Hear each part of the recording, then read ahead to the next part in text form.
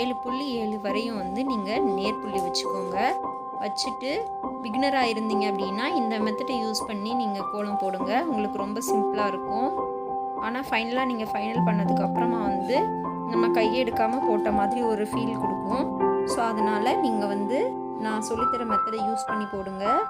இந்த மாதிரி 7.7 வரிசை வரையும் வச்சுட்டு நீங்கள் 4 பாக்ஸ் அவுட் சைட்லேயும் சென்டரில் ஒரு பாக்ஸ் போட்டுக்கோங்க. போட்டுட்டு ஃபைனலாக எல்லா கோடையும் ஜாயின் பண்ணி விட்டீங்க அப்படின்னா இந்த கோலம் ஃபுல்ஃபில் ஆகிடும். நீங்கள் இதை மறக்காமல் உங்கள் வீட்டில் ட்ரை பண்ணி பார்த்துட்டு எப்படி இருந்ததுன்னு எனக்கு கமெண்ட் பாக்ஸில் கமெண்ட் பண்ணுங்கள். சிலர் வந்து நெல்லிக்கோலம் போடுறது ரொம்ப கஷ்டமாக இருக்குதுன்னு நினைப்பாங்க. அவங்களுக்கு வந்து வரல அப்படின்னு நினைப்பாங்க. ஆனால் உண்மையிலேயே வந்துட்டு கம்பிக்கோலம் வந்து ரொம்ப சிம்பிளாக போட்டுடலாம். நம்ம இந்த மாதிரி பாக்ஸஸ் மாதிரி போட்டு கூட நிறைய வந்து கம்பிக்கோலம் வந்து ட்ரை பண்ணலாம். நம்ம இதுக்கப்புறம் வர்ற டேஸில் வந்து நான் அப்லோட் பண்ணுறேன்.